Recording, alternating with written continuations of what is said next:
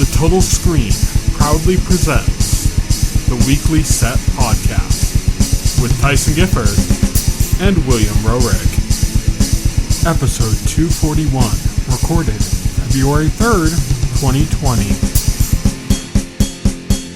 Hello everybody, and welcome to the Weekly Set, the official podcast of the Total Screen. I am your host, my name is Tyson, and joining me today, as always, is my partner in crime here at the Total Screen, William Rohrig. Hello. So, today we are going to be talking about The Magicians, Season 5, Episode 3, The Mountain of Ghost, and The Good Place, Season 4, Episode 13, Whenever You're Ready, which is the series finale of The Good Place. So those are the two we're going to be talking about. Usually we do The Good Place first and The Magicians, but this time we're going to do The Magicians first so we can dedicate most of our time in the episode to The Good Place. Yeah, because The Good Place is the most significant of this week, being the series finale of The Good Place and being this being a middle episode of the season of The Magicians. So that's not even the last season of The Magicians so far. So yeah, exactly. So we're going to kind of start things off with The Magicians here. Again, it's Season 5, Episode 3, The Mountain of Ghost. And let's kick things off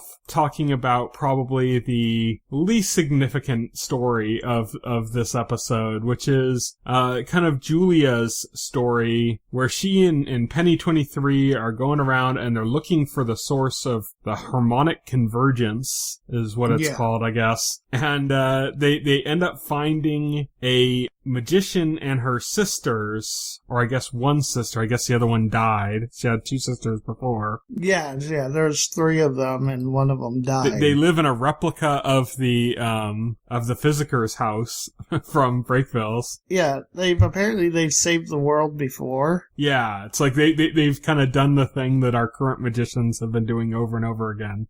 They had their one run to save the world, and apparently lost one of the sisters died in that moment. We don't really know all the full details on that. But, so they saved it, and they're kind of becoming distant about it. But Penny and Julia, they want to talk to Daniela, I believe is the main sister, and the other sisters, about narrowing down, like, when this convergence is going to happen, and figure out what they can do about it. Because this convergence is going to be apocalyptic. Yeah. There's not a lot that happens here. It's basically just them butting heads with one of the sisters, while the other one kind of agrees to help them. The other one of the sisters wants to help. The other one, who seems to be more dominant, doesn't want anything to do with it because of the fact that she's lost a sister already to saving the world. Yeah, she's like, we already saved the world. We already done this. We're done. Yeah. We don't owe anybody anything anymore, basically. And at that point, I'm surprised that Julia and Penny weren't like, bitch, we've saved the world like 6 times. But we can tell, like, yeah. But she's dominant over the other sister because the other sister wants to help. But the other sister's kind of like, seems like she's on the spectrum. But she's kind of like quiet and, I don't distant. know, but I don't know. But you tell, like, the one sister, like, she wants to help, and then, like, the other sister, like, basically tells her to, like, not get involved. Mm-hmm. And she immediately is just like, okay, like, she doesn't, like, put up an argument, or, like, she just, like, she clearly listens to, her sister. Well, in front of her sister, she does, because she ends up seeking out Julia and Penny on her behind own. her back. Yeah. Yeah. She ends up going behind her back. And ends up helping them. Basically, what they decide is that they're going to try to narrow down the time in which there's going to be, like, the biggest surge, basically. Like, everything seems to be counting down to this point in which there's going to be, like, a massive magic surge. And so they're trying to, like, locate when that is. And so far, the only idea they've had on what to do is to have nobody use magic at that point. Which seems kind of almost impossible. Like, there's going to be some dick that's, like, wants to microwave a burrito and doesn't have a microwave. How do you stop everybody from using magic? Like, and it's going to be something stupid, like they want to microwave a burrito, but they don't have a microwave handy. Exactly. So they're going to do it right during the harmonic convergence and blow up the world. Convergence. And then as the world's crumbling apart and they're eating their burrito, they'll be like, worth it. Yeah, worth it. Totally. That's pretty much that storyline. The next storyline we have is focusing on Margot, Josh, and Fen, who Josh realizes that based on the time of the year, that there's a tournament that he started basically in order to get more soldiers like in his service. And one of the things that they offered to people who win through the tournament is that they can take people, even people who are exiled, and have the exile marks that magically keep them away from the castles and stuff, can have those removed to allow them to do that. And then it was a tradition for so long that Josh believes like, oh, this is something that's probably still going on under the Dark King. Mm-hmm. So, Margot has this mark where she can't go back to the castle or can't, return as queen because of these exile marks. So they figure out, well, then that's how we'll do it. We'll go back to the castle. Unfortunately, their timing ends up like right before a full moon. And it's like a double full moon because they have 2 moons on Fillory and they're both full at this point. So Josh and Margot are both kind of like wolfing out a bit. Josh isn't so bad with it, but Margot is like, gets very aggressive. Margot gets very aggressive when she's wolfing out. Then we get some hints towards something else going on because Fen wants to get involved in the tournament too, and she gets like really excited about it and stuff. And then at a certain point we find out why, and that's because she as well is a werewolf, which means she and Josh did the nasty. Yeah. And Margot is not too happy. Margot is not too happy about that. So they're going through the tournaments. Margot and Fen dominate the whole thing, but, sexism in Fillory is a big thing. And so when they both end up in the final group, they say, well, there can only be one female that we allow through because otherwise it's for men. Yeah. Not for frail females. We let one female because the Dark King is progressive. Yeah.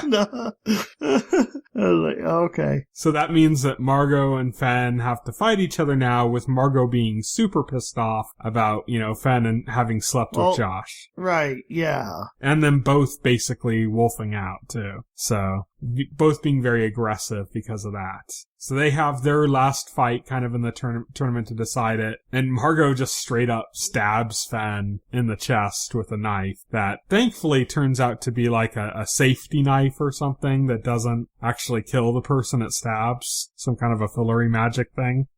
So Fen's like, oh, it's a good thing you grabbed that knife, thank you for, making sure to pick the right knife and stuff. And Margot's like, oh, I had no clue. Yeah, Margot was like, no, I didn't. And now that Margot's gone too far having done that, she's no longer angry, but now that she did that, Fen's now angry at her. So it's kind of like roles are kind of reversed again. So Josh and Fen are kind of upset at Margot. Margot also kind of lied about, because Margot's feeling bad, she's becoming self-destructive. So she's now lied to them and said that she didn't want to save them, that Elliot wanted to save them, and she wasn't going to be a part of it. She was just going to move on with that. And so now they both feel betrayed by Margot, which we know isn't the truth. We know that, Elliot's the one that sent the messages, but that was because Margot was locked up in the cell. And that Margot was actually the one, like, trying to get them to send the messages while Elliot just wanted to kind of drink himself into oblivion. But this is just Margot being self-destructive because she's feels guilty. And that takes us to the last storyline of the season, which follows Alice, Elliot, Sebastian, who's somebody they meet along the way, and in a way, Quentin. And this is basically Alice after having the events of last week's episode. With the golem. Yeah, now that the golem's finished, like, she sees, like, a light just basically floating in her yard. And that's the piece of Quentin's soul. It doesn't return, it's just there, where the golem collapsed, basically. So the soul's just sitting there, so she's like, oh shit, I gotta now figure out how to get this back. Like, I tore this piece off, and now, like, it could be keeping Quentin from resting, and, like, how am I supposed to get this back to him now and stuff? So it's become a problem for her. So she ends up finding out about an area in Fillory that has like a hole in the earth that basically goes straight to the underworld. And so she's planning to drop piece of Quentin's soul down there so it can return to him. Yes. So she's going to do this. She ends up running into Elliot, who, once he realizes what happened with Quentin's soul, is like, what the fuck? He gets really interested in going with Alice. And Alice is like, I don't need you on this. And Elliot's like, well, you got me. Yeah, he's I'm like, coming. well, I'm going anyway, so. So they're going on this hike, this pilgrimage. They're basically arguing the whole way. Alice is kind of upset with Elliot. Elliot's upset kind of with himself. He's still holding back, telling Alice about his relationship with Quentin, but also we realized what we weren't sure at the end of last week's episode. We talked about the letter that he had written, and we weren't sure if he had sent it or not, and it turns out he had not sent it, and he's still holding on to this letter, and he ends up holding on to a piece of Quentin's soul, the piece of Quentin's soul as well, in the same pouch that he's got this letter for Quentin. And so he's got that, and he ends up making a mistake because there's those beasts, I forget what they're called, that like the takers, I think they're called. Yeah, the takers. And they're trying to set up a barrier to protect themselves from them so they can camp out. And while they're doing that, Elliot is hearing like Quentin's voice. And it's distracting him and he can't get it done. So he takes off the pouch that's around his waist that's got like everything in it. And then while he's trying to work on the spell to set up a barrier, one of the takers ends up taking the pouch, which we found out earlier that it wasn't just people that the takers took, but things that were precious to the people. Right. And so this, of course, is very precious to both of them, because it's Quentin's soul inside there. And so, Elliot chases this thing down, but almost gets killed by it, and he gets rescued at the last minute by a magician who happens to use a spell that's able to destroy the taker. Yes. And so the three of them end up kind of camping out together. He's kind of having like, Elliot's almost on the verge of hooking up with him. This guy named Sebastian. Well, he reveals that he reveals that he's gay to Elliot. Yes. Because he talks about like, he had a boyfriend, that was he was saying like that's the reason that he was on that mountain, was he was like doing like the same thing they were doing, except like for like his boyfriend who passed away. And well, he wasn't doing the same thing Elliot. in like sending away something. He had done that before. And so he takes a trip like, I guess, every year or something. Yeah, that's right. Yeah. He said he takes a trip there every year. Like he's already done that. Yeah, he just kind of, it's like visiting a grave for him, basically. Right. So that's his purpose, why he's there. And he has some candid conversations with, Alice, but mostly with Elliot. Yeah, mostly with Elliot. And he ends up kind of convincing Elliot that Elliot needs to come clean about Quentin, so that they can,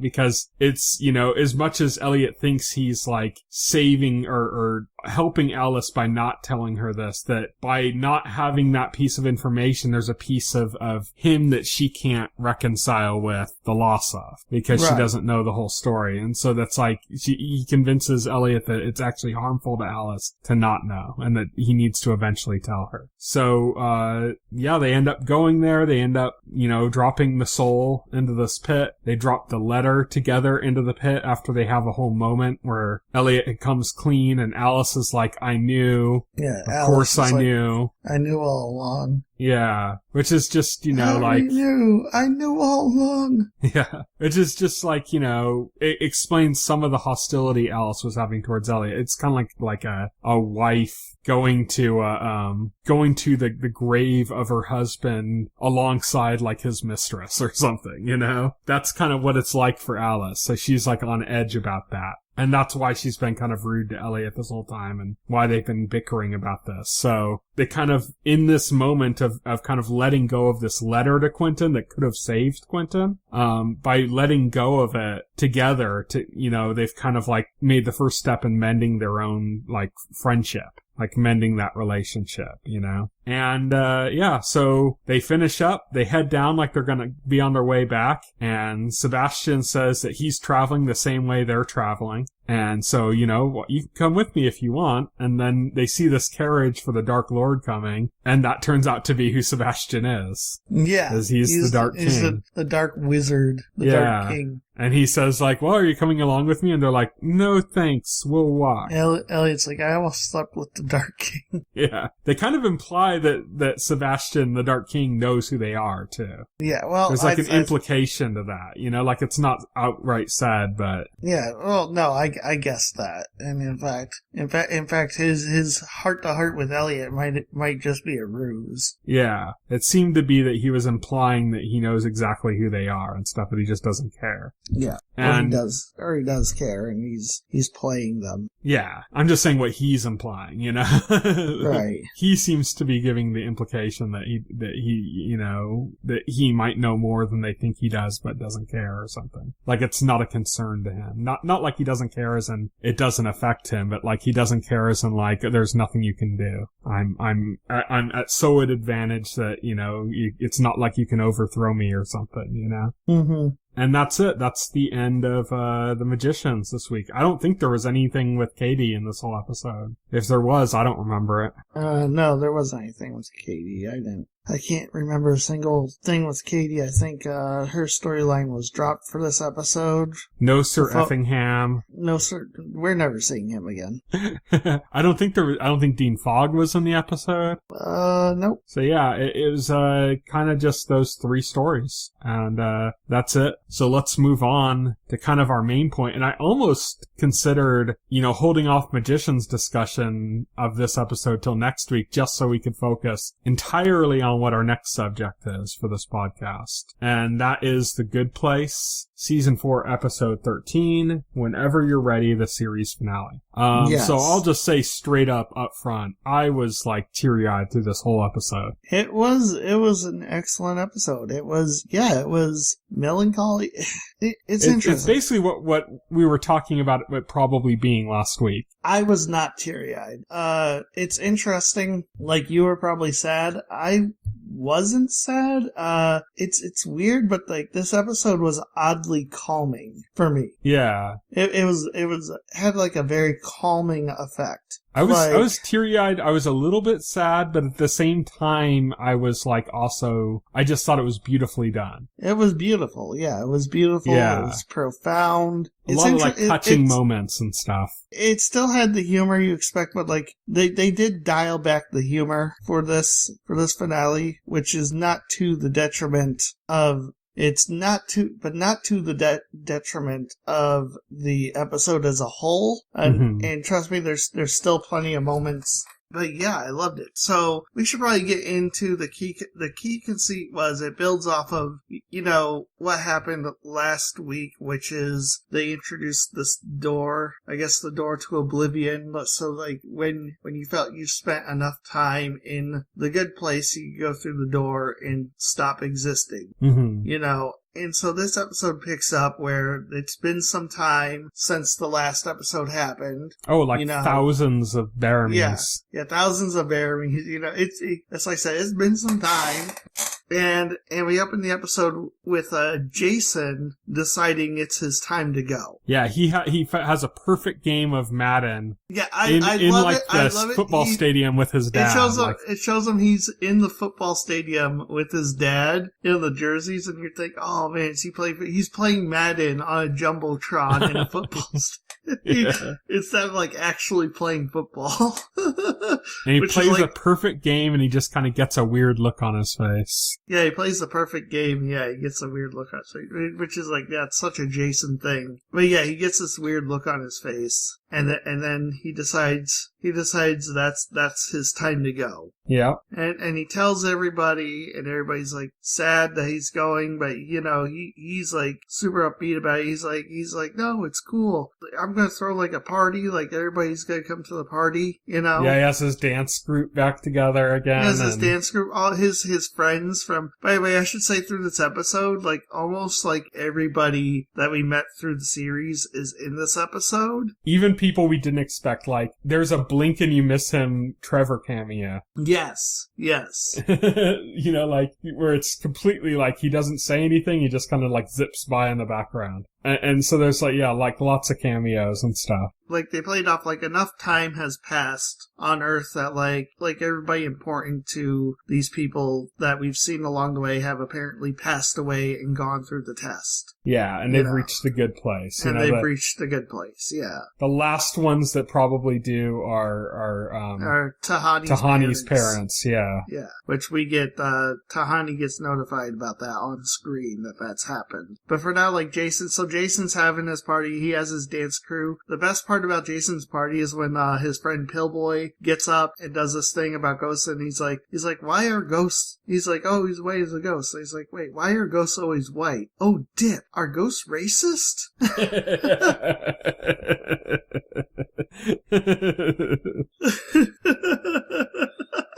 It was funny. And it's a great party. And then afterwards, Jason's just like, well, it's time for me to go. And the thing he has difficulty with, though, Jason has difficulty with saying goodbye to Janet. Mm-hmm. And Janet is like trying to reassure him, by saying, it's like she's cool with his decision. She's gonna be fine. Because she's Dr. Manhattan. Yeah, because she's Dr. Manhattan. Yeah, she says she's cool with his decision, and Jason's all worried Jason's worried that she's gonna forget him, and even though she reassures him that can't happen and it won't happen, Jason still decides he's gonna give her something to remember him by. Yeah. And then when they get to the door, Jason goes to give it to her and he can't find it. Yeah. And then she just tells him it doesn't matter, and she gives this great speech. And then it goes to the next story. It goes to, like, I think the next story was Tahani. Yeah, Tahani's now gonna go. She's checking off all these things from her list of like. By the way, when we go to, like, the next character, more time has passed, so it's more. Yeah, it's like another 100 Baramy or a couple hundred Baramy or something. These things aren't happening, like, back to back. And you see, like, Tahani's list. She's checking off things from this list of things to do, and it's like a triple digits list. Oh yeah. Like, you see the end of the list, and it's like 982. She's like, basically, she's making a chair.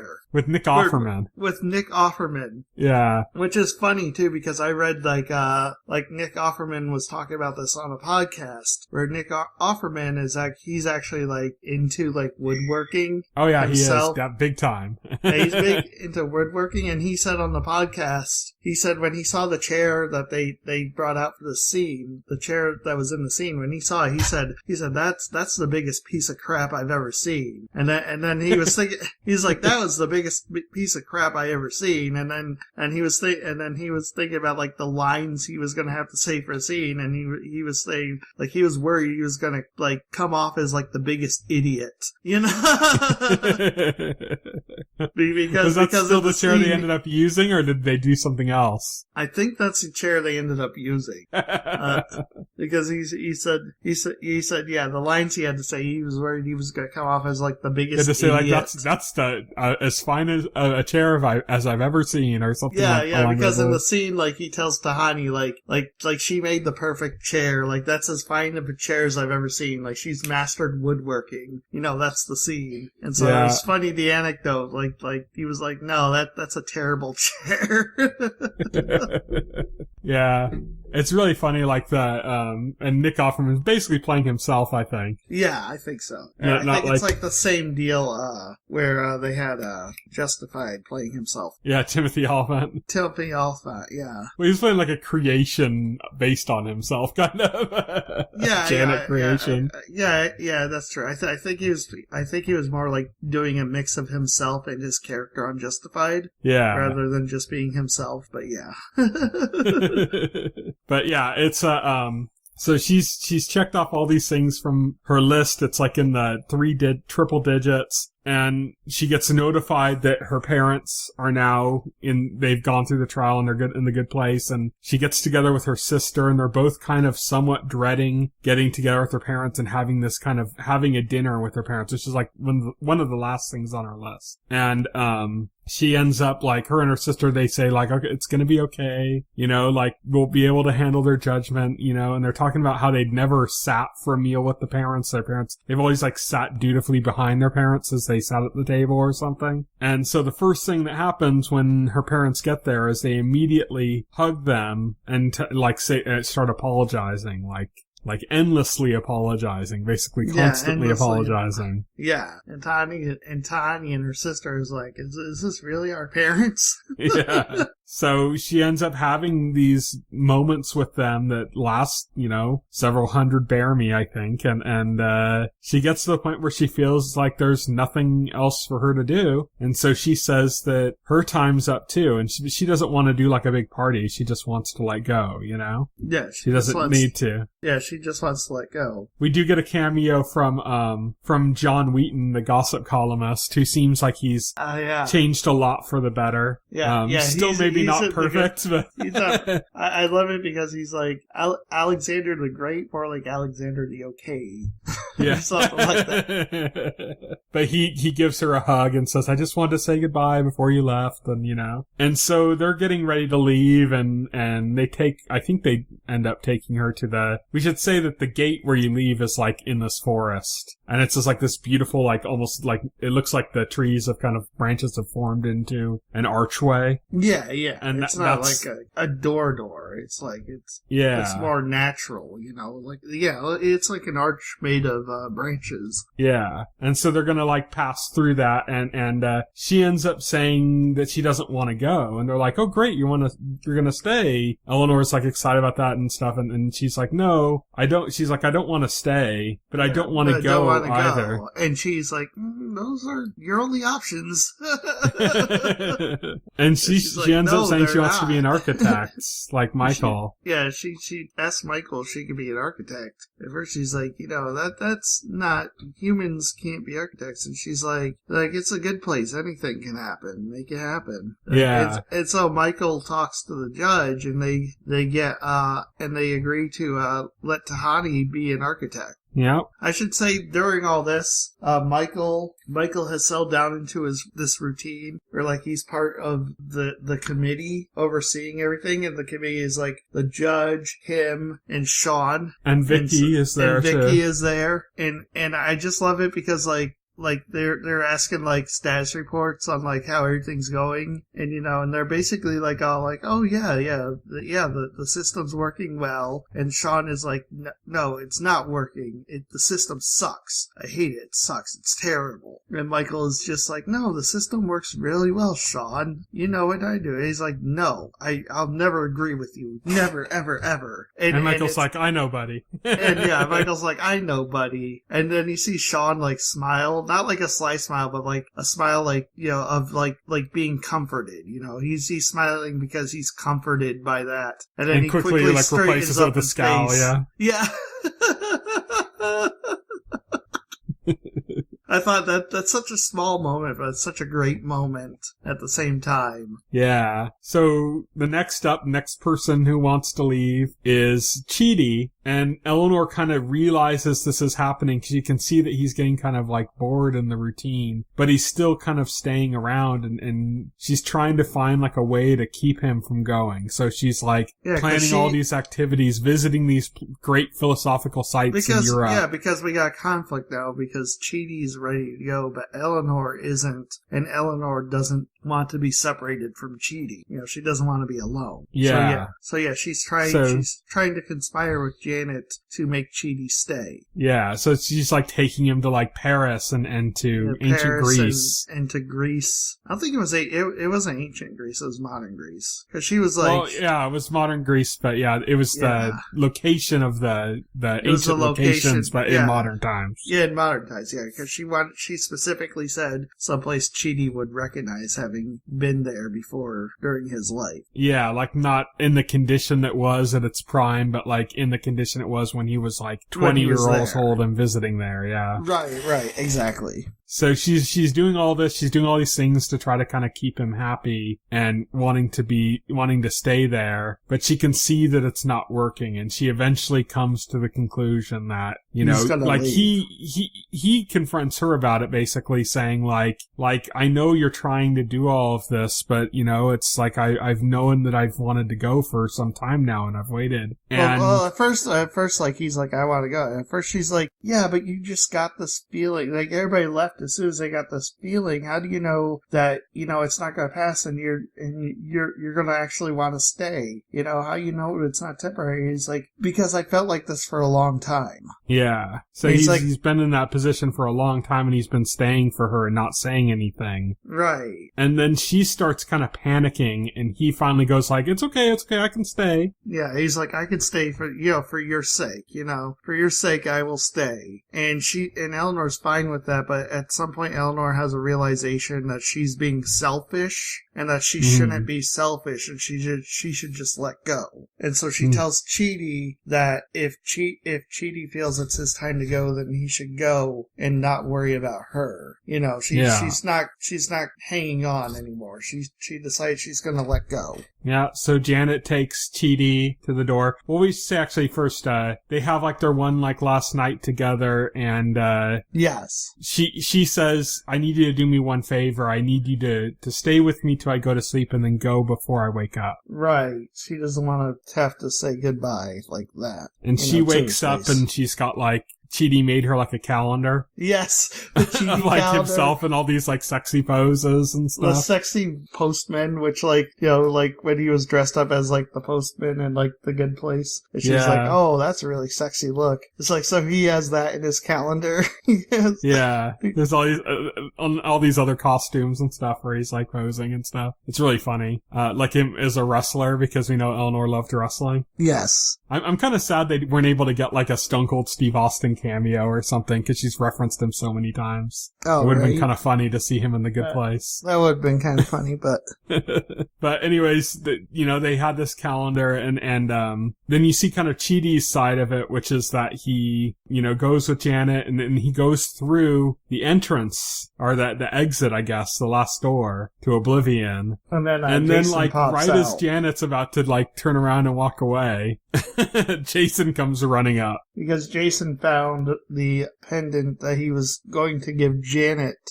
So the thing is, like, he didn't listen to Janet and just leave. He stuck around for 1,000 Baramy. Well, what happened was he found it was in his pocket. Yeah, his other pocket. It was in his other pocket, and he was going to give it to Janet, but she wasn't around, so he just waited for her to come back, which apparently took 1,000 Baramies, because he said other Janets came around, but I knew they weren't you. Yeah. And so he gives her the locket, and then he goes through the door. Like, he yells to Chidi, he's like, wait up for me. He's like, wait for me, Chidi. Yeah, and he heads out too. It's funny because he kind of in a way became Jianyu, the character that he was at the beginning, that he was pretending to be. She points that out. She's like, because he's like, wait, you wait here for over 1,000 Baramies? Like, and he's like, yeah, it was actually kind of peaceful. And then Jan smiles and said, like a monk. And then Jason's like, what? He's like, what do you mean? What do you mean? And she's like, no, never mind. And so, yeah, Jason takes off after Chidi. That was a surprise moment when Jason kind of popped up around. Yeah, that was a surprise moment. Yeah, I wasn't expecting that. That was really cute. And then you go through some more time. Then it gets to be Eleanor's turn. But before Eleanor realizes, before it's her turn, she realizes she gets some reminder. I can't remember exactly what it is, but she gets some reminder about the middle place. Oh yeah, she does. Okay, but I think she's visiting Tahani when she gets it. So she visits Tahani, and this is like a cool scene too, because Tahani's been like working as an apprentice architect. As an apprentice architect, and so it's funny because like it's Michael like says to Tahani, he says something like when you're a big deal around here, I'm gonna mention that I know you, and then she just says, name dropping is a bit gauche, don't you think, Michael? What was also funny was that, like, okay, so this was after, never mind. Like, I'm getting, like, the time a little bit confused, but Eleanor ends up figuring out that what she needs to do before she has her feeling of peace is she needs to save Mindy St. Clair, who is the resident of the middle place. Yeah, still hasn't gone through any trial. She's still stuck in the middle place. She hasn't done the trial. So Eleanor visits her, and hilariously, she sees, Derek, who has been rebooted so many times that he's now fully enlightened. He's like a manifestation of the universe. Yeah, he's like a floating blue head full of stars. It's like, he's like, I am one, I am everything, and Mindy's like, and hits the kill button again. Yeah. Eleanor finally is able to convince Mindy to do the trials, to go through with it. She's like, it sounds exhausting, and she sounds anxious about doing it. But Eleanor convinces her to do it. And part of the way she's able to convince it is that she's just unsure about it until she takes Mindy to see Tahani and says, like, well, would you trust it if it's Tahani doing your test for you? Somebody you actually know, who you know cares about you doing this test for you. Right. And she's like, okay, she agrees to it. It's funny because here, like, in that scene with Tahani, like we were already talking about it, there's a point where Sean, like, gives she's like, yeah, I should be fully ready to go in not too long at all. Isn't that right, Sean? And he's like, yes, you'll be ready to go anytime. And he's like, I'm sorry, did that sound, evil? I was actually sincere. Which I thought was really funny. We have the evolution of Sean in this episode. Yeah, the evolution of Sean. It's so, so what happens after that is Michael goes to his regular meeting and finds nobody there. And then the judge walks in and she says, no, everything is going so well with how it was set up that there's no need to have the meetings. Like, everything is basically running itself. And this launches Michael into a crisis, because now Michael truly feels like he has no purpose. Yeah.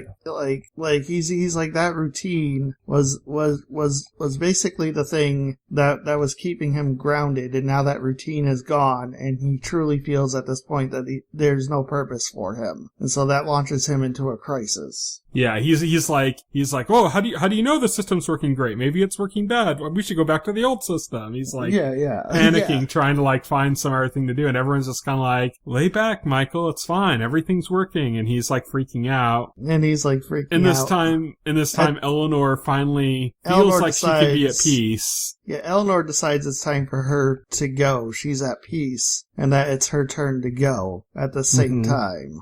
So Janet takes her to the door, and she's trying to gather up her courage to go, but she isn't necessarily quite ready. But Michael shows up, and Michael says, move aside, it's my turn to go, and he runs through the door, and nothing happens, because it turns out, like, the door is for humans, it's not for demons. And so he's trying to run, he goes behind a tree, he goes, am I gone yet?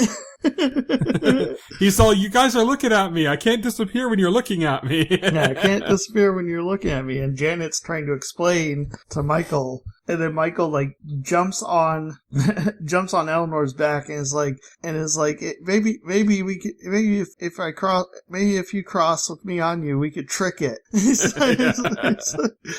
Eleanor shakes him off and she's like, God, a fire lizard or whatever he is, fire snake are heavy. Yeah, fire squids, I think he said he was. Yeah, that was it. So fire squids are heavy. And so Eleanor didn't know how to get herself ready to go through. She felt like she was complete, but she didn't quite feel ready to go yet.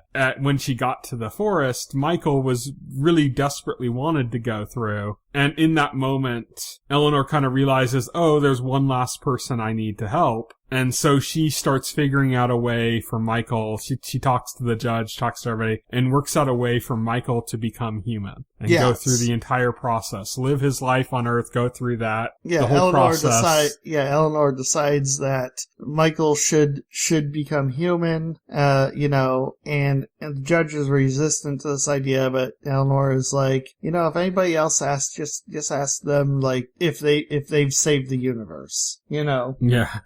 That'll shut them up. Yeah, so they all agree to it, and they head off, and we get one last scene with the doorman. It was funny, because earlier in the episode, we had seen the doorman, and he was getting, like, frog toys, and the first time we saw him... He was so happy about it. The first time we saw him, he was, like, so happy about it. Then we saw another scene with him getting more frog toys, and he was just not enthusiastic about them anymore. He's like, oh yeah, I love frogs. You know me. and then so when Michael's going to Earth to become a human, he gives him him a real frog. And, like, then he's genuinely happy, because he's never had, like, a real frog before. This is when we also see, what's his name? God, I completely forgot the character and the actor's name. It was, you know, and that was, like, it was a good moment for, like, a minor character, you know, that we only saw a few times, but it was, like, the fact that they could give you, like, even small characters like that, like, genuine, like, moments like that really speaks volumes. Trying to look this up to see who it was. I can't find it. The guy that was in Parks and Recreation, and he was like the first person from The Bad Place before we knew The Good Place was The Bad Place. Oh, I know who you're talking about, Adam Scott. Yeah, Adam Scott's character. During that scene, you see him flying by in the background. Yeah.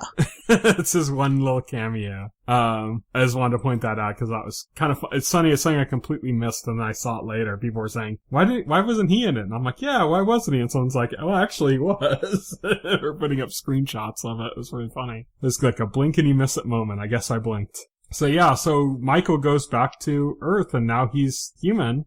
I thought he was going to be like reincarnated, like he was going to be live through an entire human life. But he kind of just went with all of his memories and knowledge and everything, but just being human to Earth and ended up there. And it was kind of cool. They went through they had, I think it was Janet narrating, like, you know, you're going to have like good times and you're going to have bad times and you're going to, you know, have moment, like they show him consoling a friend whose like wife was like dying of cancer, you know, and like all these different kind of human experiences going through them. And I think he had like a pet dog or something. And it was like showing all these kind of different things, these human experience moments. And then Eleanor was finally ready to go through the door, and she did, and we got to see kind of what happens. Basically, she dispersed into sparklies, and we followed one of those sparklies as it descended to Earth, and it went into a guy who had just gotten his mail, got a letter that was addressed to somebody else, and he like threw it in the trash, and then the sparkly hit him, and he kind of like straightened up, and he went into the mailbox and grabbed the trash that had fallen out, which is important because that's like when they rebooted the characters, when they brought all the main four characters back to Earth and had them go through the test where they didn't have their memories to try to see if they could be good people. It was like last season. Like the first good thing that Eleanor did was like return some mail to somebody or return a wallet to somebody that had lost it with no benefit to her. So this is kind of like this little piece of Eleanor hits this guy and he does the same thing. He returns this letter to someone's house that, you know, and it turns out to be Michael. And Michael's in his house and he gets this letter and it's like a loyalty card to like some place. Yeah. Michael being Michael is super excited about it. And he's talking to the guy and he's thanking him so much for doing it. And the guy's feeling a little bit better about himself. And then we get the final line of the entire series, which is Michael says, I need to tell you something. He's like, with all of the love I have and all of the wisdom of eternity, take it sleazy. Yes, take it sleazy. So that was the final line. Like, that's one of Eleanor's famous lines. And, the guy kind of like brightened up when he said that, like, oh, that was cool. And then like, that was it. And that's The Good Place. Yeah, that was The Good Place. That was the finale. I thought beautiful finale. One of the best series finales of all time, in my opinion. Like I said, like when we were predicting last week what I thought it was going to be like, I'm like, I think it's going to be some kind of like a mix between. You thought there was going to be more plot, but there definitely wasn't. I thought it was going to be more of a mix between the way 6 Feet Under ended and the way Parks and Recreation ended. I think that's largely what it was. Yeah. I think that's largely what it was. I didn't know for sure that they were going to go through the door. Like, I hadn't really necessarily decided that was going to happen. But like all the different characters, people they knew, like meeting them in the afterlife again and stuff. That's kind of what I was expecting. This was an epilogue to the series. More, you know, like all the plot stuff was resolved last week. So this was an epilogue, just showing ultimately what happens to these characters. In a way, there was like one final ethics lesson for Eleanor, you know, about Chidi, about like not being selfish and letting him go. And that was like the last kind of ethics lesson. There's also a funny moment in the episode where Chidi was teaching an ethics class and some of his students were actually the people that wrote the books that he was covering. Yeah. Oh, yeah, I love that. And, like, Chidi said something, and, like, the guy who wrote the book said, no, actually it meant this. And, like, Eleanor's like, no, I think Chidi's correct. You be quiet. He's like, well, I wrote the book. And Eleanor's like, still, Chidi's right. You be quiet. Yeah. It was funny. It was a great episode. Yeah, this is the way a show like The Good Place needed to end. Yes. So I don't know if I necessarily love the entire final season of The Good Place. I think it was a little uneven in some places, but I definitely loved the finale. Like, this is very much like, it's akin to the way Parks and Recreation ended. Like, Parks and Recreation had a great finale as well, in a similar vein to this one. So, similar kind of like bittersweet goodbye, you know? Yeah, absolutely. One thing I wanted to kind of talk about before we finish things off, though, is that we've mentioned it before, but there's a big connection between The Good Place and Damon Lindelof and his works like Lost and The Leftovers. And they made a couple references, I guess, in the finale to that. Right. I know Michael Schur actually would occasionally go out to like lunch with Damon Lindelof and ask him for advice on certain like plot threads and stuff, and like how he was going to be able to develop like this serialized story and stuff. And so Schur credits Lindelof for a lot of kind of like that aspect of The Good Place, like as being the big inspiration for it. In this episode, we had a moment. We had kind of two. Like the one I mentioned before is like Janet basically referring to the way she experiences time as being basically, like without saying it directly, basically being the exact same way that Dr. Manhattan experiences time. Sure. Which was a big part of Watchmen this season. But the other one that was like a more direct connection was the moment in which the judge talks about how she had just worked her way through the leftovers. She had just watched The Leftovers. But what was funny about it is she's like, when I found out that Carrie Coon didn't get an Emmy or like never won an Emmy for The Leftovers, I almost wiped out 2% of humanity, which is exactly what The Leftovers is about. Yeah. It's about 2% of humanity disappearing. Right. So I thought that was funny. That's the joke. So anything else you want to mention about The Good Place before we wrap up? No, that was it. Great ending. It was fun to go along for the ride and watch The Good Place as it developed over time. Yes. Love that show. Great show. Sad to see it go, but all good things. Things gotta end, you know? Gotta end. Now, the last thing you want is for something you love to turn into something you hate. Exactly. By sticking around too long. Which like happens Dexter. all too often. Things wear out their welcome. Like Dexter. Yes. So yeah, let's just talk about what's coming up in the weeks ahead then. On Monday, February 3rd, 2020, Manhunt Deadly Games comes to Spectrum. I mentioned this last week about it looking like the worst kind of parody ever. I saw like another trailer for it and saw some people discussing it. Actually, I want to say it looks better than what I had seen before. Now it looks like what made it look so bad before was precisely the trailer I had seen before. Like, I guess it was cut by Spectrum and not by the show. Mm-hmm. And that's why it just looks so garbage. They just nailed it all wrong. They placed it all wrong. But one thing that was interesting is that, I think it's, Cameron Britton, who was in Mindhunter. He played the really tall killer. Mm-hmm. He's the one playing the guy in this one. Oh, okay. This is the same story, Richard Jewell, as the Clint Eastwood movie. So he's the one playing Richard Jewell in this one. So yeah, if you were deterred by me saying last week that it looked like a big steaming pile of trash, check out the trailer for yourself. Like, the actual real trailer cut by the studio that made the show looks a lot better than what I had seen before. On Tuesday, February 4th, 2020, The Flash returns to the CW. It's been on, but it's been all that Crisis on Infinite Earth stuff. And so this is like the actual Flash storyline going on now. Mm-hmm. Thursday, February 6th, 2020, Katie Keene comes to the CW. Brooklyn Nine-Nine and Indebted come to NBC. Carol's Second Act, Mom, Young Sheldon, The Unicorn, and Tommy, all to CBS. Briar Briar Patch, which is the next series from Sam Esmail, comes to USA, as well as the new season of The Sinner. Interrogation comes to CBS All Access. Couple Trouble to Sundance Now. And the anime Kagasura of an Insect Cage comes to Netflix. Friday, February 7th, Hawaii Five-0 and MacGyver return to CBS. High Maintenance to HBO. Mythic Quest Raven's Banquet. We talked about that last week, being a series from Ubisoft that features the Mac from It's Always Sunny in Philadelphia, comes to Apple TV Plus. My Hollow Love comes to Netflix, and Lock and Key, which is the one I think you and I are both most interested about, comes to Netflix. So that's this coming Friday. So I'm excited about that. Sunday, February 9th, Homeland and Kidding return to Showtime. Tuesday, February 11th, For Life comes to ABC and Cherish the Day to OWN.